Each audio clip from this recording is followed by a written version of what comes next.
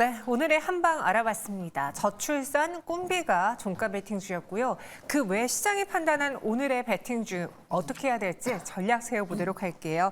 박수범 이사 백인현 매니저 함께합니다. 어서 오세요. 안녕하세요. 네, 안녕하십니까.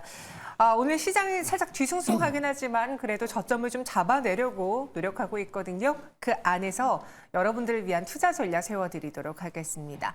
첫 번째 돌파주 바로 만나보시죠. 오늘도 좀 반도체주들의 부진이 나타나고 있는데요. 그중에서 유진테크의 낙폭이 크게 나타나고 있습니다. 15% 넘는 급락입니다. 특허 침해 소송 제기 소식이 나왔는데 두 분 어떻게 대응하시겠습니까? 두 분은 각각 교체 의견 주셨네요. 백년 매니저, 일단 어떤 내용인지부터 점검을 해봐야 될 것 같습니다. 네, 일단 뭐 기술적인 특허적인 측면에서 소송이 일단 나타나게 되면 보통 소송이 장기간 진행되는 네. 경우가 많습니다. 그래서 보통 일반적으로 뭐 과거 이제 그 휴젤 같은 경우 뭐 특허 소송이라든지 이런 게 있을 경우에는 몇 년 동안 주가가 조금 부진했던 경험이 있기 때문에 지금 유진테크 같은 경우에는 일단 유진테크를 집중해서 매매하기보다는 유진테크랑 같이 경쟁 업체들 위주로 여러분들이 종목 교체를 하시는 게 더 낫지 않을까라고 생각을 하고 있고, 지금 기본적으로 이제 반도체 미세화가 진행되면서 기존의 CVD 증착 방식보다는 하이K 전구체를 활용하고 있는 ALD 증착 방식이 활용되고 있기 때문에 국내에서 ALD 증착 방식을 대응할 수 있는 기업은 주성 엔지니어링 그리고 유진테크, 원익 IPS 이 세 종목 정도로 압축할 수 있는데요. 그중에서 저는 주성 엔지니어링이 가장 ALD 증착 방식에 특화되어 있는 기업이다 보니까 뭐 지금 반도체 업황 전반적으로 저 PBR 쪽으로 수급이 쏠리면서 반도체 관련 종목들이 조정을 받고 있지만 어느 정도 조정을 마무리하고 설 연휴 이후에 코퍼 관련 종목들이 다시 한번 반등을 해줄 때 그때 이제 주성 엔지니어링으로 교체를 하신다라면 뭐 지금 유진테크를 지속적으로 들고 있는 것보다는 훨씬 더 나중에 반도체 업황이 상승할 때 좋은 흐름을 보일 수 있다라고 생각을 하고 있습니다.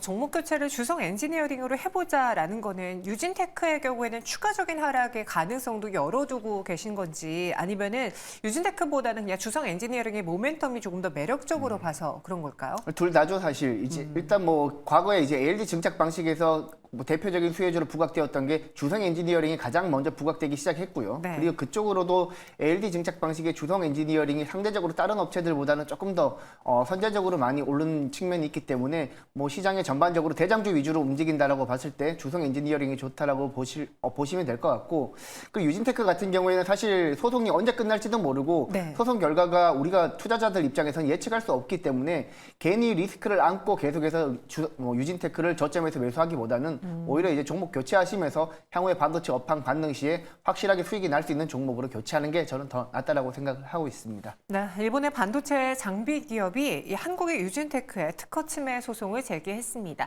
결과가 어떻게 나올지 또 그 소송 기간 동안에 어떤 잡음들이 나올지 모르기 때문에 일단은 피하고 보자라는 의견입니다.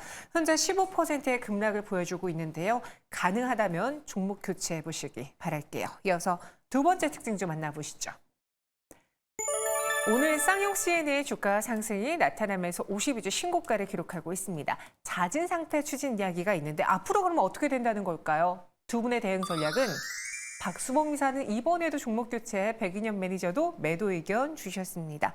박수범 이사, 쌍용 CN의 잦은 상태 추진 무엇 때문인 건지 그리고 종목 교체해보자라는 거는 일단 이 소식에 신고가를 기록한 상황에서는 수익을 실현하는 게 더 올바르다라고 보신 거잖아요. 네네, 맞습니다. 네. 지금 현재 그 동사의 그러니까 최대 주주가 네. 지금 한행 컴퍼니입니다. 뭐 그렇기 때문에 동사에 대해서 지금 현재 뭐 얘기가 나오는 부분들을 좀 보게 되면 일단 뭐 한행 컴퍼니 쪽에서 이제 7,000원에 이제 공개 매수를 하겠다라고 얘기가 나왔습니다. 뭐 그러다 보니까 오늘 같은 경우에도 이제 최고가가 6,960원을 형성하고 현재도 뭐 6,930원 정도 움직임을 좀 보여주고 있는데 이 부분들은 지금 현재 그 한행 컴퍼니 같은 경우에도 지분율이 79% 되고요. 거기다 연기금 물량도 한 5% 정도 되고 자사주 물량도 1%가 좀 넘는 걸로 알고 있습니다. 그렇게 따지자면 지금 현재 개인 투자자분들이 가지고 있는 물량이 그렇게 많지는 않은 상황이다라고 좀 볼 수 있는 상황이고요. 그렇게 되면 쌍용 CNE를 지금 현재 자진 상장 폐지하려는 이유는 네. 다름이 아니라 이제 좀 상장 폐지를 한 이후에 좀 더 몸집을 좀 키우는 뭐 그런 그러니까 밸류를 좀 더 이제 업그레이드 시키겠다는 의미가 좀 강한 것 같습니다. 그렇기 때문에 최근에 보면 뭐 PF 쪽 사모펀드 쪽에서도 계속해서 지금 상장 기업들을 공략하고 있고 그 상장 기업들이 지금 현재 제대로 된 시장에서의 어떤 업사이드를 만들어내지 못한다면 차라리 상장 폐지시키고 오히려 기업을 재무적으로나 그리고 영업망을 확대하는 부분들이라든가 여러 가지 부분들에 있어서 좀 더 몸집을 단단하게 만들고 난 다음에 그때 가서 이제 매각을 하겠다는 의지가 좀 강해 보이기 때문에 뭐 그런 부분들이 뭐 그렇게 나쁜 소식은 아니죠. 하지만 우리 개인 투자자분들이 쌍용 C&E를 지금 현재는 좀 나오는 게 좋지 않을까. 그리고 뭐 그런 부분들에서 교체 매매를 하시든 아니면 좀 더 좋은 종목 쪽으로 좀 대응하시면은 뭐 충분히 저는 쌍용 C&A보다 더 좋은 종목들을 통해서 우리 개인 투자자분들 좋은 수익을 만들어 나갈 수 있다고 말씀드리고 싶습니다. 네, 저희 시청자분 중에 한 분이 자진 상폐하면 좋은 거예요? 라고 글 올려주셨는데 그 내용을 봤을 때 이제 한행컴퍼니가 이날부터 내달 6일까지 한 달 동안 잔여 지분 전체인 1억 25만 주를 주당 7,000원에 매입할 계획이다라고 발표를 했습니다. 그럼 어떻게 봤을 때는 이 7,000원 이하에서는 7,000원의 약간의 차익을 노릴 수 있는 구간이다라고 봐서 오전장에 이 주가가 크게 오른 거잖아요. 그렇죠. 7,000원부터의 차이가 없는 현재 구간에서는 큰 메리트가 없다라고 보는 게 맞는 걸까요? 그렇죠. 뭐 지금 현재 뭐 7,000원이 좀 되기 전에 지금 뭐 60원 차이, 50원 차이 네, 이렇게 좀 맞아요. 움직임 보여주고 있는데 뭐 이건 제가 봤을 때는 이제 기회 비용을 좀 날릴 수도 있다. 이 정도의 수익을 가지고 지금 이제 쌍용 C&A를 매수하는 거, 신규 매수하는 거는 옳지 않다라고 말씀드리고 싶고요. 뭐 시장에는 어차피 지금 이제 좋은 종목도 많고, 뭐 지수는 제가 봤을 때는 계속 상승 분위기를 좀 이어나간다라고 판단하고 있기 때문에 굳이 쌍용 C&A 같은 경우에는 오히려 지금 공개 매수할 때 뭐 정리하는 것보다 지금 바로 정리하는 게 저는 좋다라고 말씀드립니다. 네, 공개 매수 시기까지 또 기간이 남아 있으니까요. 현재 7,000원 부근까지 올라온 쌍용 C&E 나는 매도를 하겠다라고 의견을 주셨습니다. 두 분의 매도 의견 다 봤고요. 이어서 다음 종목도 만나보도록 하죠. 실적 부진으로 인해서 오늘 DB하이텍의 주가가 좀 밀리고 있습니다. 업황 악화로 인해서 지난해 영업이익이 전년 대비 65%가량 하락했다고 하는데요. 악재 더 남아있는 걸까요? 두 분은요? 여기서는 매도 매수 의견이 확연하게 나뉘어졌습니다. 일단 백인현 매니저님. 실적이 좋지 않았다라는 거는 뭐 모든 이들이 동의하실 거예요. 근데 그게 과거라는 포인트에서 DB하이텍을 좀 더 좋게 보신 건가요? 일단 뭐 반도체 관련 종목들 전반적으로 실적을 볼 때 네. 지난해 실적이 좋았던 기업들은 거의 없다라고 보시면 될 것 같고요. 뭐 삼성전자랑 SK하이닉스 뭐 다른 반도체 업체들도 전반적으로 전년 동기 대비했을 때는 엄청나게 실적이 안 좋았다라고 보시면 됩니다.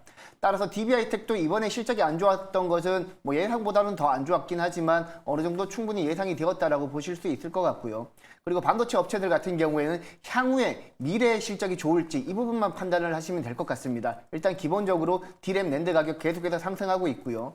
최근에 갤럭시 S24 잘 팔리면서 향후에 스마트폰 쪽으로 들어가는 반도체 수요도 늘어날 것으로 보이고 있고요. 그리고 전반적으로 경기가 살아나게 되면 IT 디바이스 기기 쪽으로 반도체 업황이 굉장히 개선될 가능성이 높기 때문에 지금은 실적이 안 좋지만 점진적으로 실적이 살아난다라는 측면에서 지금이 저는 바닥이라고 생각을 하고 있습니다. 일단 DB하이텍뿐만 아니라 네. 전반적인 반도체 업체들 지금이 바닥이라고 생각을 하고 있고 지금은 뭐 저퍼 관련 종목들로 수급이 워낙 쏠리기 때문에 반도체 관련 종목들이 생각보다 조정폭이 이어지고 있긴 하지만 일단 반도체 관련 종목들은 지금부터 모아간다라면 저는 뭐 충분히 투자 기회가 있다라고 보고 있습니다. 현재 동시효과 구간에서 3.42% 하락 마감 준비하고 있습니다. 조정 시 매수 의견 준 백인현 매니저. 그럼 현재 가격에서 좀 추가적인 하락이 나왔을 때 담아야 되는 건지 또 저는 개인적으로 이 반도체주들의 실적이 지난해 전반적으로 좋지 않았다라고 하지만 주가의 경우에는 다르게 움직인 반도체주들이 많았거든요. 그런데 DB하이텍은 예외였습니다.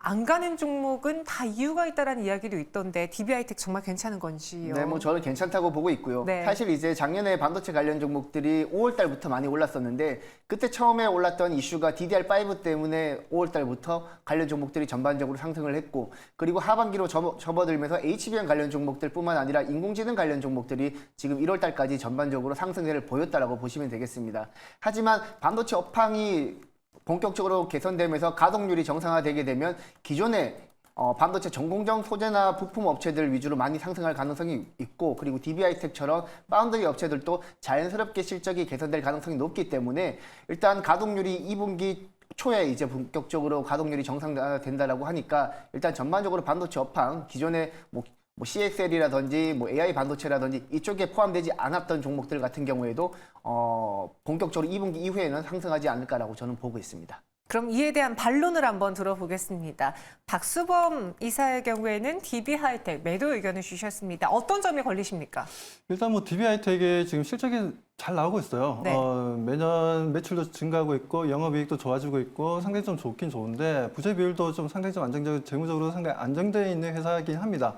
하지만 동사가 앞으로의 성장성에 있어서 지금 현재 장비들이 노후화 상태가 제가 알기로는 이제 70% 정도가 되어 있는 상태고, 그리고 매년 1,000억 정도는 지금 현재 계속해서 새로운 장비들을 구입을 하고 있는 걸로 알고 있어요. 하지만 1,000억 가지고는 지금 이제 너무나 부족하다는 거다. 파운드리 사업을 갖다 진행하는 부분들에 있어서. 그래서 대규모 지금 현재 설비 교체가 이루어져야 되는데, 문제는 동사 같은 경우에 8인치 웨이퍼를 좀 통해서 지금 생산을 하고 있습니다. 원래대로 한다면 12인치 웨이퍼로 좀 넘어가야 영업이익이라든가 매출에 따른 영업이익이 더 커질 수가 있는 부분들인데, 그런 부분에서 아직까지 변화를 못하고 있는 상황이고, 그 변화를 못하는 건 당연히 조단위에 엄청난 돈이 들어가기 때문입니다. 그렇기 때문에 동사 DB하이텍이 언제쯤 이게 12인치로 넘어가시게 된다면, 그때가 된다면 저는 매수를 하고 싶지만, 네. 다른 종목들에 비해서 DB하이텍 같은 경우에는 물론 지금 현재 실적이 좋게 나오고는 있지만 미래 성장성으로 바라봤을 때는 그렇게 다른 종목들이 좀 더 좋아 보인다라는 거죠. 뭐 그런 관점에서 저는 DB하이텍보다는 다른 IT 부품주들을 대응해보는 게 좀 더 좋지 않을까라고 말씀드립니다. 네, 그래서 DB하이텍은 반등 시 매도, 조정 시 매수 의견으로 나뉘어졌습니다. 일단 오늘 종가의 매수는 저희는 패스해 볼게요. 다음 종목 보시죠. 저평가주들이 오늘 시장에서도 뜨거운데요. 그 안에서 하락하는 종목으로는 대표적으로 신한지주, KB금융이 보입니다. 지금이 기회입니까? 아니면 어느 정도 시세가 분출된 겁니까? 두 분은 아직까지 상승 여력 남아있다로 일치가 됐습니다. 박수범 이사님. 네네. KB금융 들고 계신 분들의 경우에는 뭐 1월 말부터는 시장 하락과는 별개로 좀 웃으셨을 것 같은데, 오늘의 하락으로 인해서 매도할까 말까 고민된다면 어떻게 하는 게 좋을지요? 저는 지금이라도 없으신 분들은 네. 이렇게 조정 줄 때 신규 매수하셔도 좀 좋다라고 판단하고 있습니다.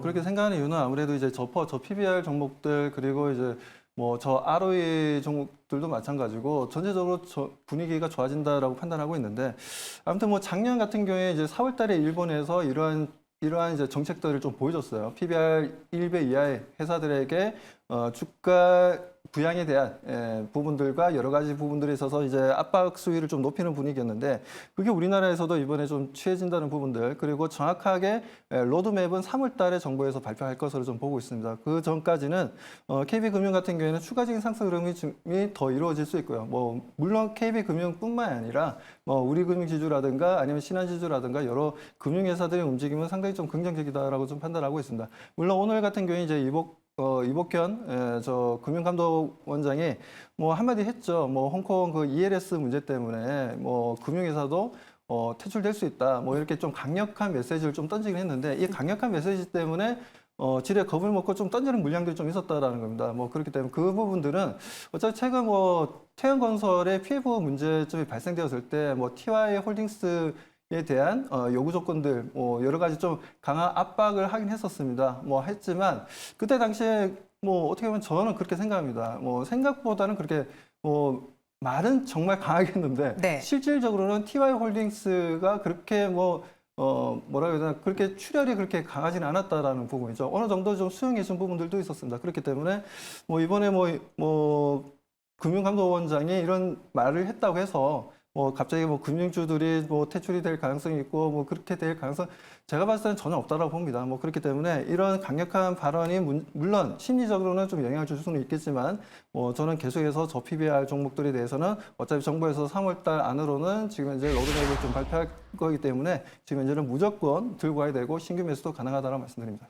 여기에 백년 매니저도 동의하는 매수 의견 주셨는데, 오늘만 놓고 본다면요, 금융주 안에서 사실 지난 거래까지만 해도 금융주 안에서 하락하는 종목 찾기가 어려웠거든요. 근데 오늘은 많은 종목들의 찰실한 매도 물량이 좀 나오고 있어서 지난주에 그 흐름이 이번 주까지 이어지기에는 좀 역부족인가라는 생각을 저는 개인적으로 했습니다.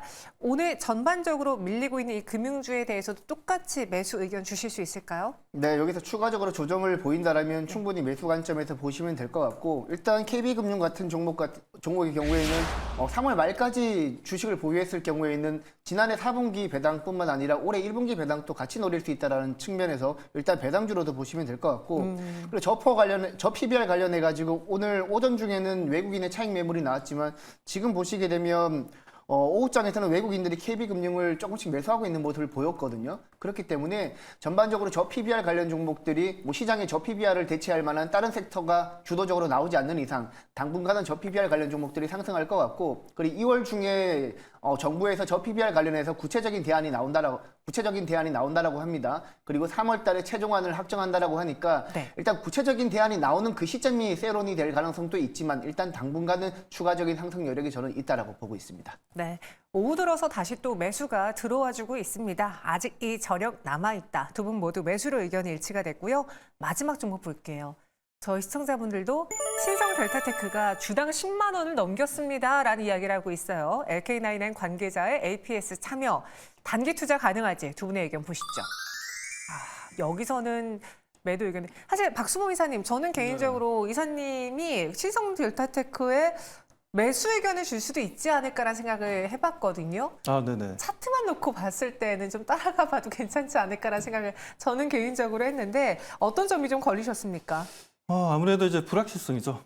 예, 초전도체에 대해서 지금 상온에서 초전도체가 뭐 진짜 만들어진다면 이건 대혁명이죠. 예, 대혁명뿐만 아니라 지금 그렇게 된다면 지금 신성델타테크 같은 경우에 뭐 자회사죠. 자회사가 지금 현재 뭐 지분을 좀 가지고 있습니다. 뭐 지금 그 한국의 이제 퀀텀 에너지 연구소에 대한 이제 지분을 좀 가지고 있다 보니까 그 부분들이 좀 부각되면서 뭐 관련주로 묶여 있는데 이 부분들이 정말 된다면 뭐 지금 신성델타테크 같은 경우에는 이 정도 주가 움직임이 아니라 네. 뭐 100만 원을 가도 뭐 저평가돼 있다라고 얘기할 수 있겠죠. 하지만 이 부분들이 아직까지 지금 국제적으로 지금 현재 논의가 이루어지고 있고 그에 대한 이제 논문도 나오고는 있지만 개인 투자자분들 입장인 건 마찬가지, 저도 마찬가지고 아직은 솔직히 말씀드려서 모르겠습니다. 네. 아직까지는 이게 좀 뭐 여러 가지 뭐 내용들이 나왔다가 또 내용들이 좀 지워졌다가 이렇게 이슈가 또 시장에서 부각됐다가 부각되지 못하다가 뭐 하고 있는데 아직은 좀 확인할 게 좀 많다 보니까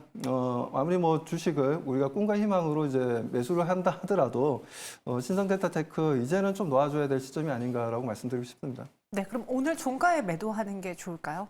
저 오늘 같은 경우에는 참 좋다고 보고 있습니다. 뭐 거래량도 물론 잘 들어오고 있고 지금 이제 19% 정도 움직임을 좀 보여줬지만 오히려 오늘 좀 절반이라도 아니면 뭐 3분의 1이라도 좀 차익 실현하시고 조금씩 분할 매도 관점으로 대응하시는 게 좋다라고 말씀드립니다. 네, 신성 델타테크 현재 동시효과 구간에서 17% 넘게 급등하고 있고요. 시총이 무려 2조 8천억 원까지 치솟았습니다. 두 분의 경우에는 여기서는 매도를 하고 돈을 챙기자라는 의견을 주셨네요.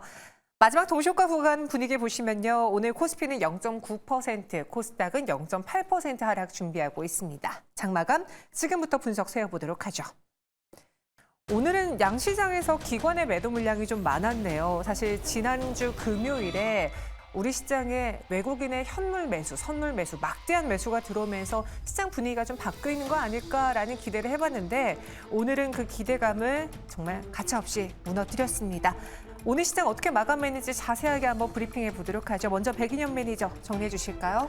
네, 일단 저 PBR 관련 종목들 순환매가 계속해서 도는 모습입니다. 일단 전반적으로 금융주뿐만 아니라 저 PBR 관련해서는 차익 매물이 나오고 있는 상황에서도 뭐 현대차라든지 그리고 건설기계 쪽으로는 수급이 여전히 들어가는 모습이었고요. 일단 자동차 쪽에서는 현대차가 수급이 들어가다 보니까 뭐 서현이라든지 다른 자동차 부품주들이 저 PBR 관련 수혜주로 부각되면서 개별 종목들이 상승하는 모습이 좀 보였고 그리고 건설기계 쪽에서는 HD 현대건설기계가 상대적으로 강세를 보이면서 저 PBR 관련 종목으로 부각받는 모습입니다.